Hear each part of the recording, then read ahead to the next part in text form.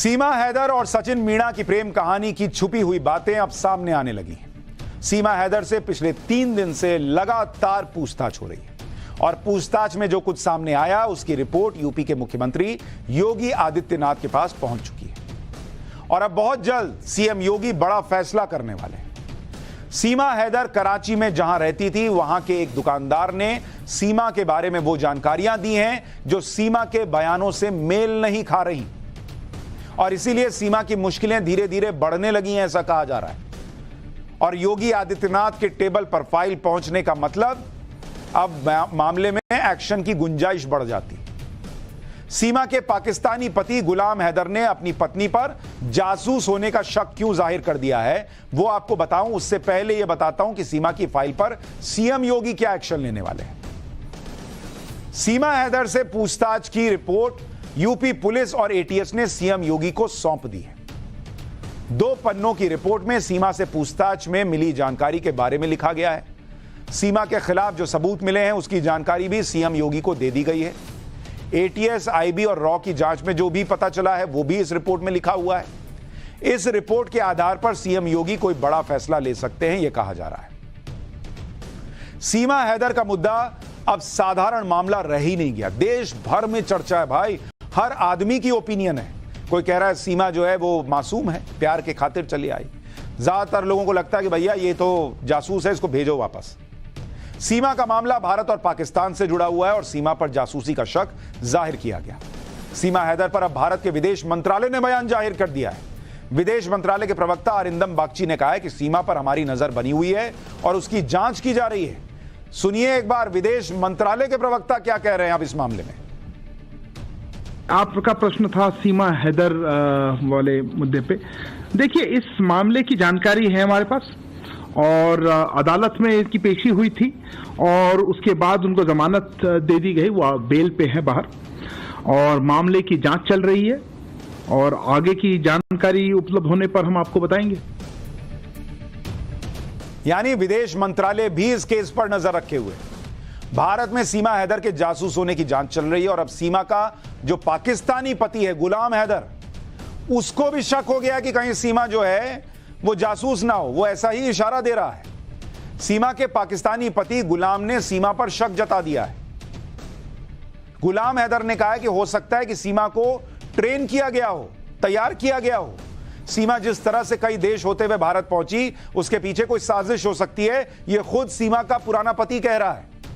गुलाम हैदर ने यह भी कहा कि अगर सीमा दोषी साबित होती है तो उसे सजा मिलनी चाहिए। टाइम्स नाउ भारत के साथ बातचीत में गुलाम हैदर ने यह बातें कही हैं। एक बार आपको वो बातचीत सुनवाता हूं। ये तो चौंकाने वाली बात है ना सर, इस बात में मैं खुद हैरान हूँ। ये तो चौंकाने वाली बात है कि ऐसा इतना ट्रेन हुआ, कैसे हुआ, कहाँ गया।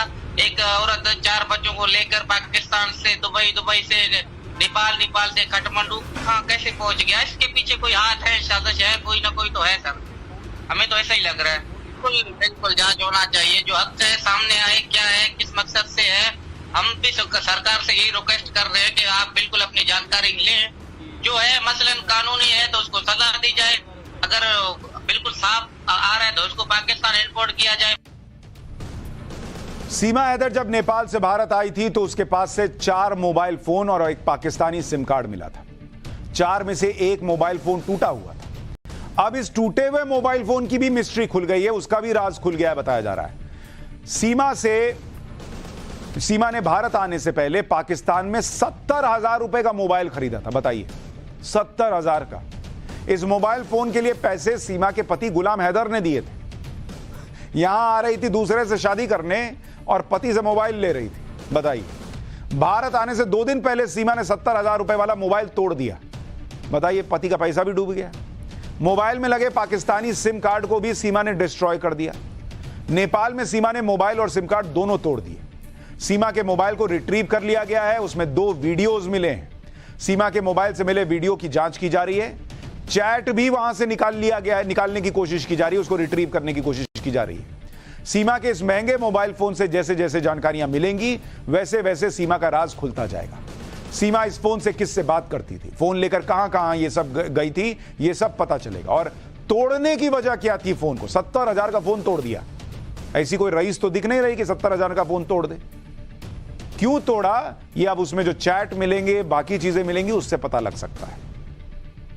यूपी पुलिस को यह भी पता चल गया है कि सीमा ने यूपी के सिद्धार्थनगर से भारत में एंट्री की। इसके बारे में मैंने आपको कल बताया भी था। यह उसी बॉर्डर की तस्वीरें आपको दिखा रहा हूं जहां जांच के नाम पर बहुत ज्यादा तामझाम नहीं होता। अगर किसी के पास बहुत ज्यादा सामान हो तो उसकी चेकिंग भी कर ली जाती है, लेकिन बहुत हल्का फुल्का सामान है तो निकल जाते हैं वो लोग। नेपाल के पोखरा से सीमा सिद्धार्थनगर बॉर्डर तक बस से आई और उसके बाद सिद्धार्थनगर में सचिन उसका इंतजार कर रहा था। सचिन और सीमा ने बस के जरिए लखनऊ आगरा होते हुए नोएडा तक पहुंचने का सफर पूरा किया।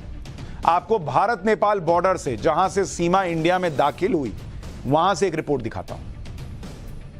जो बसें आती हैं नेपाल से इस बॉर्डर पे, वो यहीं इस बॉर्डर इस गेट के पीछे रुक जाती हैं। यहाँ से लोग पैदल चलते हैं, जैसे मैं पैदल चल के दिखा रहा हूँ आपको, ठीक पैदल चलते हुए यहाँ हिंदुस्तान में दाखिल होते हैं। यहाँ देखिए आप, यहाँ दाखिल होते हैं और यहाँ बाकायदा उनकी चेकिंग की जाती है। जो लोगों के पास सामान होता है उनके सामान की वेरिफिकेशन किया जाता है। अमूमन इस बॉर्डर पे जो लोग दाखिल होते हैं उनको बहुत ज़्यादा चेक नहीं किया जाता। एक ओपन बॉर्डर है और इसीलिए कहा यह जा रहा है कि सीमा ने जो पुलिस को पूछताछ में बताया है, कोई इसी बॉर्डर से अपने पति सचिन मीणा और अपने 4 बच्चों के साथ हिंदुस्तान में दाखिल हुई। यहाँ से वो लखनऊ और आगरा होते हुए दिल्ली ग्रेटर नोएडा पहुंची। तो ये रूट जो है उस सीमा ने एजेंसीज को पूछताछ में बताया है कि 10 मई को वो जो है वो काठमांडू पहुंची थी। उसके बाद काठमांडू से जो है वो पोखरा पहुंची। पोखरा में उसने नाइट स्टे किया। उसके बाद अगले दिन जो है वो इस बॉर्डर से जो है वो हिंदुस्तान में दाखिल हुई। यहाँ देखिए आपको सीसीटीवी कैमरे यहाँ पे इंस्टॉल किए गए हैं, यानी कि जो लोग यहाँ पे आएंगे उनकी तस्वीरें यहाँ पे कैद होगी। सुरक्षा एजेंसियाँ उन कैमरों को भी जांच कर रही है ताकि फैक्ट पता चल सके कि क्या उसने कोई बॉर्डर क्रॉस उस दिन किया था। सीमा हैदर पाकिस्तान की जासूस है या नहीं, इसकी जांच भारत की एजेंसियां कर रही हैं। लेकिन सीमा हैदर को लेकर कई थ्योरीज अभी भी चर्चा में बनी हुई। सीमा हैदर के बारे में पाकिस्तान के एक यूट्यूबर ने पहले दावा किया था कि वो क्रिकेट की बहुत बड़ी फैन है और भारत में क्रिकेट वर्ल्ड कप देखने आई है। इसी तरह से अब एक थ्योरी ये चल रही है कि सीमा हैदर के टारगेट पर बागेश्वर धाम के पंडित धीरेन्द्र शास्त्री हैं। भारत आने के बाद सीमा हैदर ने बागेश्वर बाबा का भी जिक्र किया था। सीमा हैदर का सोशल मीडिया अकाउंट खंगालने पर पता चला कि वो पाकिस्तान से ही बागेश्वर बाबा को फॉलो कर रही थी, बागेश्वर बाबा के वीडियोस देखती थी, बागेश्वर सरकार के यूट्यूब चैनल को सब्सक्राइब किया हुआ था। भारत आने के बाद सीमा ने एक इंटरव्यू में कहा भी था कि सीमा ये बताती थी कि उसके मुताबिक बागेश्वर धाम के धीरेन्द्र शास्त्री उसे अच्छे लगते हैं। सीमा को उनकी स्माइल बहुत पसंद है। सीमा ने कहा कि वो बागेश्वर बाबा के दिव्य दरबार में जाना चाहती है, लेकिन कोर्ट की वजह से वो कहीं नहीं जा सकती। क्या सीमा भारत में बागेश्वर बाबा से मिलने आई है? क्या सीमा हैदर को पता था कि बागेश्वर बाबा का दरबार दिल्ली और नोएडा में लगने वाला है और उसी हिसाब से सीमा ने अपनी प्लानिंग की? क्योंकि आप देखिए, 13 मई को सीमा हैदर नेपाल से भारत में दाखिल हुई। 5 से 8 जुलाई तक दिल्ली में बागेश्वर बाबा का दरबार चला। 10 से 16 जुलाई तक नोएडा में बागेश्वर बाबा का कार्यक्रम था। भारत की तरह पाकिस्तान में भी बागेश्वर बाबा के बड़े चर्चे होते हैं। बागेश्वर बाबा तो पाकिस्तान को भी हिंदू राष्ट्र बनाने की बात करते हैं। बागेश्वर बाबा की बातें पाकिस्तान के एक बड़े तबके को पसंद नहीं आती।